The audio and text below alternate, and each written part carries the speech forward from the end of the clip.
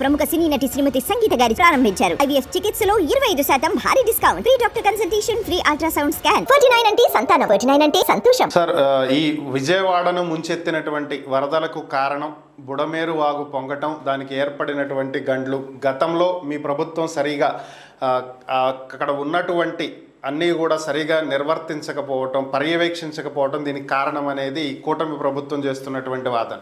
అలాగే జగన్మోహన్ రెడ్డి గారేమో ఇది ఈ ప్రభుత్వం చేసినటువంటి తప్పు, ఇది మానవ తప్పిదం వల్ల జరిగినటువంటి ఈ ముంపు గురి, ఈ వరద అని చెప్తున్నారు. ఏది వాస్తవం? ముందుగా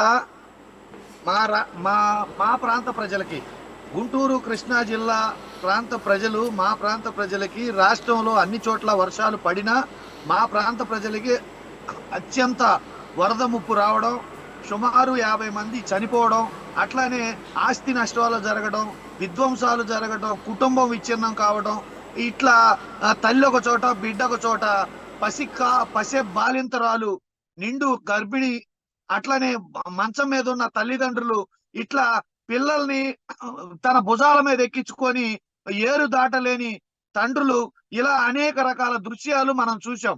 ఈ దృశ్యాలన్నిటినీ చూసి మాకు సాయం చేయాలి, దయచేసి ఎక్కడ ఉన్న వరద తాకిడి లేని వాళ్ళు, కొంచెం ఎంతలో కొంత బాగున్న వాళ్ళు దయచేసి మా ప్రాంతానికి సాయం చేయండి, దయచేసి రాజకీయాలు చేయొద్దు, పార్టీలు కావచ్చు, ప్రభుత్వాలు కావచ్చు, నాయకులు కావచ్చు, రాజకీయాలు మానేసి సాయం చేయమని చెప్పేసి మేము మీ ద్వారా ఈ రాష్ట్ర ప్రజల్ని వేడుకుంటున్నాం.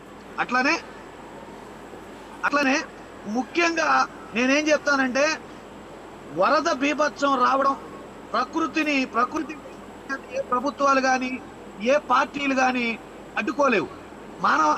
మానవ శక్తికి మించిన ప్రకృతి వైపరీత్యాన్ని ఎవరు అడ్డుకోలేరు.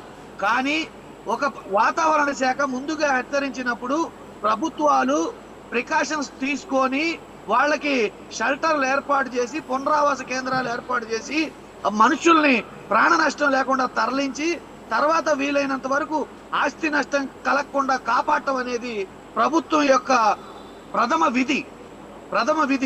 ఆ విధి జరగలేదనేది ఇక్కడ ఒక రాజకీయ పార్టీ ప్రతినిధిగా నేను చెప్పడం కాదు, జగన్మోహన్ రెడ్డి గారు చెప్పడం కాదు. అక్కడ బాధితులు ఎవరైతే తన బిడ్డల్ని తన 2 భుజాల మీద వేసుకొని ఏరు దాటే ప్రయత్నంలో ఉన్నాడో, ఎవరైతే నిండు బాలింతరాలు, పసి బాలింతరాలు, నిండు చూరాలు, గర్భిణి, అట్లానే మంచం మీద ఉన్న ముసలి వాళ్ళు, ఆడవాళ్ళు, అక్కడ వాళ్ళిచ్చే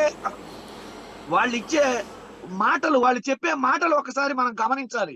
ఈరోజు సోషల్ మీడియాలో ఒక్కరంటే ఒక్కరు కూడా ఈ ప్రభుత్వం బాగా చేసింది అని చెప్పట్లేదు. దానికి కారణం ఏంటి? ఇప్పుడు వాళ్ళు ఏమంటున్నారు, మాకు ముందుగా ఎందుకు తెలియపరచలేదు అంటున్నారు. ఇంకొకటి ఏంటంటే, ఎవరైనా దేవుడికి మొక్కుతారు, ఎందుకు మమ్మల్ని కాపాడండి అని.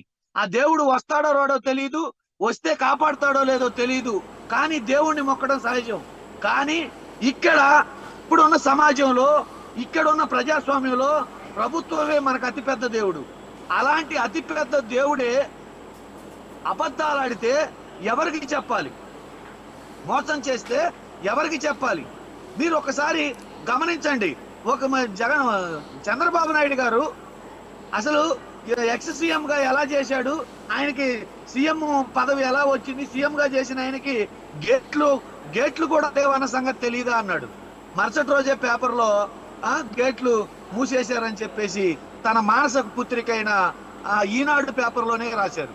అట్లనే పొడమేరు వాగుపై వెలగలేరు ప్రాజెక్టు ద్వారా గేట్లు పెట్టిన విషయం కూడా ఆయనకు తెలియలేదు అంటే, ఆయన 40 ఏళ్ళు పరిపాలనలు ఎలా ఉన్నాడు, 4 సార్లు ముఖ్యమంత్రి ఎలా అయ్యాడు?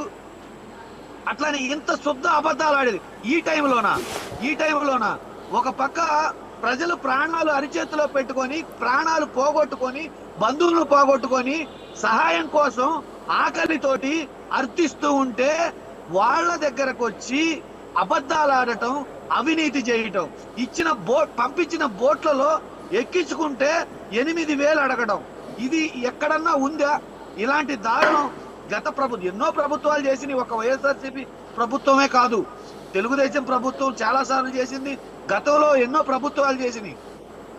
ఎప్పుడైనా కూడా ఇలాంటి నీచ సంఘటనలు, ఇలాంటి దారుణమైన సంఘటనలు, ప్రజల నుంచి ఇంత ఆహాకారాలు, ఇంత ఆగ్రహ జ్వాలలు ఎప్పుడన్నా వచ్చినాయా?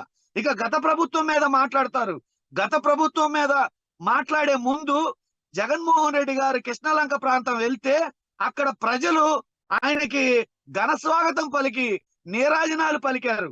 ఎందుకు? అక్కడ ముందు చూపుతోటి రిటైనింగ్ వాల్ కట్టి ఎప్పుడైనా వరదలు వస్తే విజయవాడ ప్రాంతంలో మొట్టమొదటి ముంపు ప్రాంతంగా ఉండేది కృష్ణలంక ప్రాంతం. ఈ రోజు ఆ కృష్ణలంక ప్రాంతం ఎందుకు ముంపు ప్రాంతంగా లేదు, ఎందుకు మునగలేదంటే బికాస్ ఆఫ్ రిటైనింగ్ వాల్ కట్టడం వల్లనే అది మునగలేదని ఆ ప్రాంత ప్రజలు చెప్తున్నారు. మేము చెప్పడం కాదు, జగన్మోహన్ రెడ్డి గారు చెప్పడం కాదు. అట్లనే ప్రజల వాయిస్ మనం తీసుకుందాం. జగన్మోహన్ రెడ్డి గారి వాయిస్, మా voice, Telugu Desam party voice, Chandrababu Naidu గారి వాయిస్, ఈ వాయిస్ పక్కన పెడదాం. మా ప్రజల వాయిస్ తీసుకుందాం. ఒక్కరంటే ఒక్కరు కూడా, ఏ వీడియో అయినా తీసుకోండి, సోషల్ మీడియాలో కావచ్చు, టీవీలో ఇచ్చే బయట్లు కావచ్చు, ఏ వీడియో అయినా తీసుకోండి, ఒక్కరంటే ఒక్కరైనా ఈ ప్రభుత్వం సక్రమంగా పనిచేసి మాకు సాయం చేసింది అన్న వాళ్ళు ఎవరన్నా ఉన్నారా? ఒకటి. ఇంకొక మాట, నేను క్లియర్ గా ఒక మాట చెప్తున్నాను. సరే,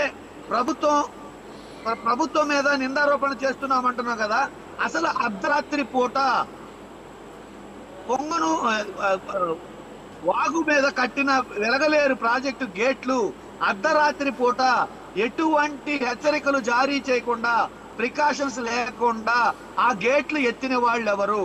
వాళ్ళ మీద ఖచ్చితంగా న్యాయ విచారణ జరిపి చర్యలు తీసుకోవాలి. ఈ 50 మంది మరణాలకి కారణం వాళ్లే.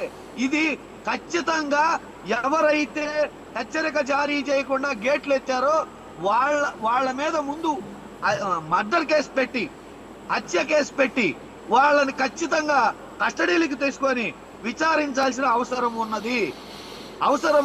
ఒకటి కాదు, రెండు కాదు, 50 హత్యలు.